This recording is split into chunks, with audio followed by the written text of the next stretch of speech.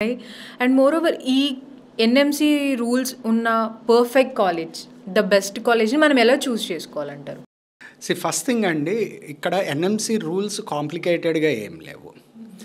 కేవలం మన పిల్లలు మోసపోకుండా కరెక్ట్ యూనివర్సిటీలో జాయిన్ అవ్వటానికి ఒక గైడ్లైన్స్ లాగా పనిచేస్తాయి ఇవి. సో వీటిని పాటిస్తే మనం రైట్ యూనివర్సిటీలో జాయిన్ అవుతాము. సో ఇవి కాంప్లికేటెడ్ అనుకోవటానికి ఏం లేదు, చాలా సింపుల్. అర్థం చేసుకుంటే చాలా సింపుల్. బేసిక్ ఇంగ్లీష్ వచ్చి సెన్స్ ఉన్న ఎవరికైనా సరే ఈ రూల్స్ అండ్ రెగ్యులేషన్స్ అనేది క్లియర్గా అర్థమవుతాయి. సో ఫస్ట్ వీళ్ళు కాలేజీ కంటే ముందు ఐడెంటిఫై చేసుకోవాల్సింది కంట్రీని.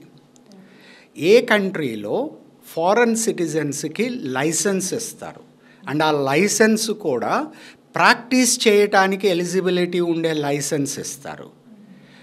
సో కొన్ని కంట్రీస్లో ఏంటంటే మనకి నార్మల్ జూనియర్ డాక్టర్ లైసెన్స్ అనో ఇంకో లైసెన్స్, ఎందుకంటే ఆ కంట్రీ పాలసీస్ వాళ్ళ దీని మీద డిపెండ్ అయ్యి ఉంటాయి.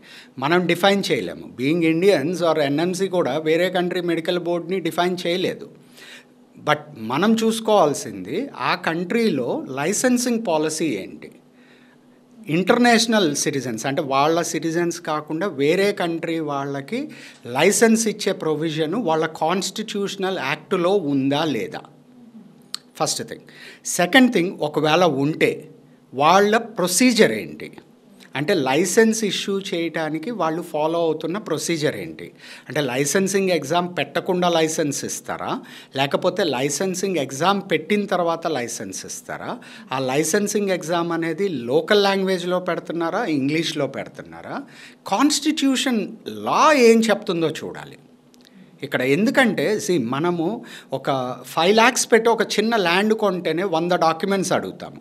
అలాంటిది ఎప్పుడైతే ఎన్ఎంసీ ఇన్ని రూల్స్ పెట్టిందో డాక్యుమెంటెడ్ వెరిఫికేషన్ లేకుండా మనం ఒక డెసిషన్ని తీసుకోలేం. రీజన్ ఏంటంటే వీళ్ళు పేరెంట్స్ ఎవరైతే పిల్లల్ని అబ్రాడ్లో ఎంబీబీఎస్ చదవటానికి పంపిస్తున్నారో 6 years వాళ్ళ వాల్యుబుల్ టైంని, అది కూడా 17 to 25 years మధ్యలో ఒక వాల్యుబుల్ డ్యూరేషన్ 6 years టైంని స్పెండ్ చేయబోతున్నారు.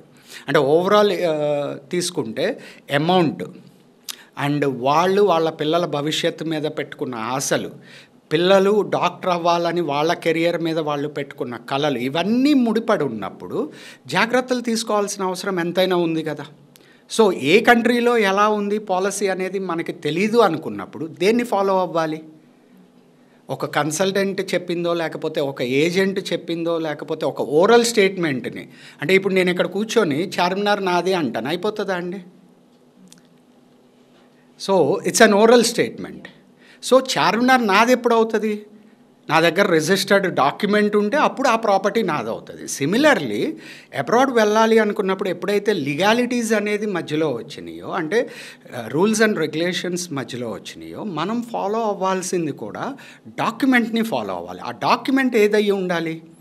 ఎవరో చెప్పే ఓరల్ స్టేట్మెంటో, లేకపోతే ఒకళ్ళు చూపించే ఒక ఎంటీ ఫైలో హ్యాండెడ్ డాక్యుమెంటో పీడిఎఫ్ఓ సరిపోదండి. అఫీషియల్ వెబ్సైట్స్ అని కొన్ని ఉంటాయి, ఆథెంటిక్ వెబ్సైట్స్ అంటాము.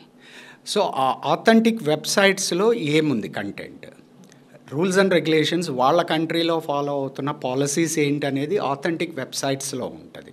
సో అవి చెక్ చేసుకున్న తర్వాత మాత్రమే మనం ఒక నిర్ణయానికి రావాలి.